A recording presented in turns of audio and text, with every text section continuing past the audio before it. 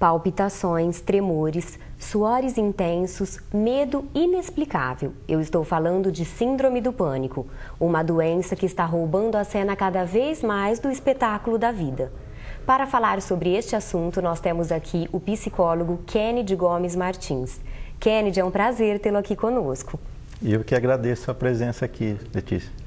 Eu iniciei o programa falando sobre alguns sintomas da síndrome do pânico, mas eu gostaria que você comentasse outros sintomas, que existem muito mais, né? Exato. A síndrome significa conjunto de sintomas.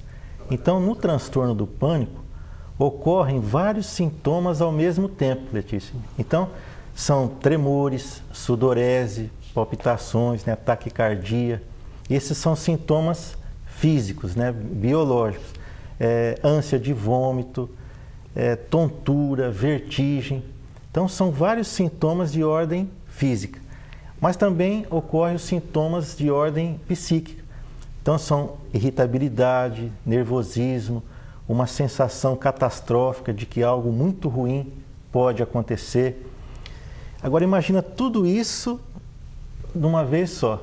Né? Nossa. O que significa... É uma avalanche de sentimentos, uma avalanche, né? A síndrome do pânico ou o transtorno do pânico é um fator assim desencadeador de muito incômodo, de muito sofrimento psíquico e físico para a pessoa. Kennedy, para ilustrar para o pessoal aí de casa, eu imagino que a síndrome do pânico, ela seja uma sensação de medo, né? Sim. Inexplicável, e que o que desencadeia o medo, na verdade, não existe. É como se ela estivesse diante de um assalto, diante de um bicho muito perigoso, e quando a gente está diante dessa situação, a gente entra em pânico, mas para a pessoa que tem a síndrome do pânico não tem nada, e ela tem a sensação, Isso, né? Letícia, justamente. Então, Letícia, veja só, olha, que interessante. Não, ter medo ou ter ansiedade, nós precisamos de medo, de ansiedade.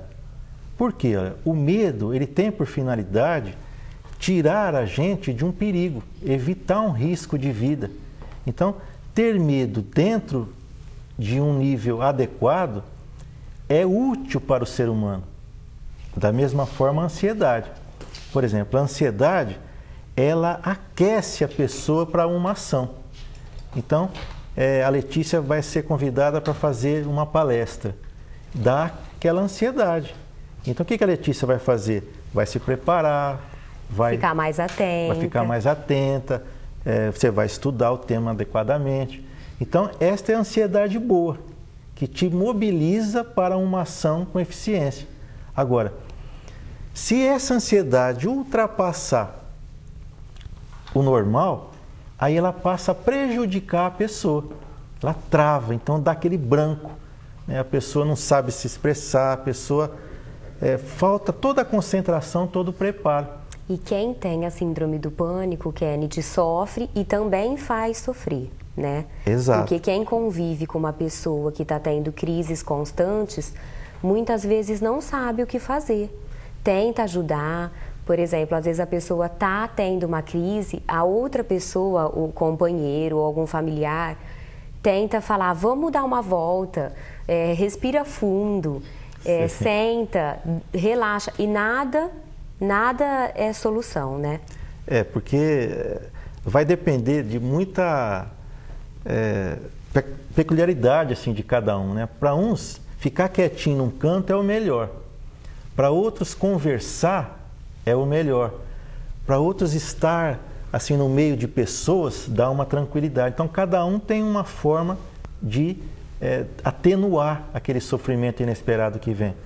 Agora, vamos raciocinar um pouquinho anteriormente, Letícia. Veja, no transtorno do pânico, não existe uma causa específica para a pessoa ter tanto medo. Não tem uma lógica, não vem do nada. Agora, crise pode acontecer em qualquer momento, a qualquer não tem um fator desencadeador. Na rua, dentro de casa, no trabalho. Agora, é diferenciado o transtorno do pânico das fobias ou da ansiedade fóbica, que é objetiva. Então, por exemplo, a pessoa tem um medo grande de cachorro. Então, é um tipo de ansiedade que tem uma causa. A pessoa tem o medo de contrair uma doença grave. Então tem lá um objeto de medo, né? Já no transtorno do pânico, vem todas essas reações que nós falamos, mas sem uma causa específica. Entendeu? E a pessoa que tem a síndrome do pânico, geralmente ela é mais ansiosa que as outras, tem um perfil específico que é mais propício a desenvolver essa doença? Exato. Normalmente, olha, a pessoa que desenvolve o pânico ou as fobias específicas, elas começam na família da ansiedade, nos transtornos de ansiedade. Então, a ansiedade, ela dá uma probabilidade muito maior da pessoa desenvolver o pânico ou as fobias específicas. Então, é controle da ansiedade, Letícia. E tem algumas técnicas, Kenny, de alguma coisa que a pessoa possa fazer para controlar isso? Porque uma vez com síndrome do pânico, eu entendo que para sempre com síndrome do pânico, mas ela pode aprender a conviver com isso saudavelmente. O ideal, Letícia, seria nós fazermos uma junção, uma associação terapêutica entre a psicoterapia e o tratamento farmacológico com o médico. Porque é um quadro de intenso sofrimento. Então, nós temos o recurso dos remédios para poder atenuar os sintomas físicos. E na psicoterapia, nós trabalhamos as possíveis causas, as possíveis etiologias, que são muito difíceis de encontrar. Mas a pessoa ela é treinada, se não resolver completamente aquela situação, pelo menos ela ter uma remissão parcial daqueles sintomas. Como acontece isso? Com técnicas, né, onde a pessoa vai se automonitorar. Ela vai filtrar os seus pensamentos para que as emoções que advêm dos pensamentos estejam harmonizadas. Porque veja só, Letícia, ó, o pânico, como não tem uma causa específica, é diagnosticado assim como que vem do nada. Então, este medo do nada é irracional. Então, não tem lógica, não tem fundamento. Então, nós trabalhamos a nível de pensamento, com a lógica, com o bom senso, para a pessoa se harmonizar, se adequar a um pensamento, a uma estrutura de pensamento lógico, para ela conter aquelas emoções distorcidas. E aprender a conviver, né? Aprender a conviver, porque a hora que está chegando, a pessoa está sentindo que pode ter uma crise, através do seu pensamento, ela pode se controlar e conter aquela crise. Por isso que é tão importante a psicoterapia associada aos medicamentos, né? O medicamento vai atuar no bloqueio dos sintomas físicos, né?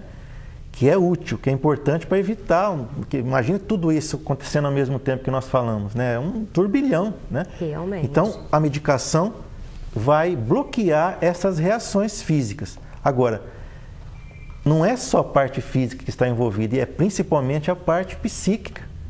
E daí é que advém as origens. Então, é importantíssimo nós tratarmos da raiz, né? Não dos efeitos, das causas. E isso, na psicoterapia, a gente tenta trabalhar com eficiência.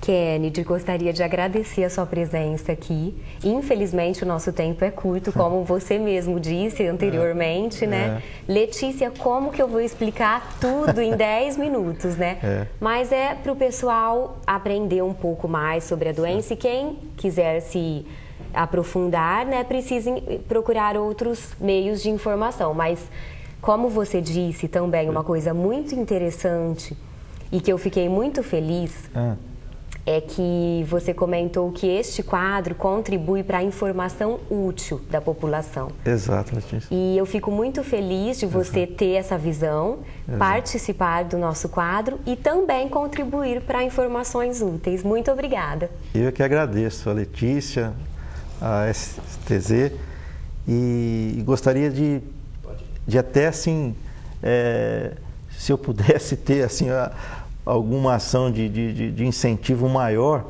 que continuasse, Letícia, muito com este trabalho, porque não só eu, como os outros profissionais que estamos vindo aqui, é muito útil, Letícia. Nós precisamos divulgar a coisa boa, né? Nós precisamos divulgar as instruções boas para poder o ser humano trabalhar com essa utilidade de conhecimentos que a ciência psicológica e todas as ciências comportamentais estão aí para disseminar uma qualidade de vida melhor. Então, vá em frente, Letícia. Eu estarei sempre torcendo por você e por essa conceituada TV aqui de Sertãozinho. Muito obrigada, Kennedy. Muito obrigada a você aí de casa pela audiência.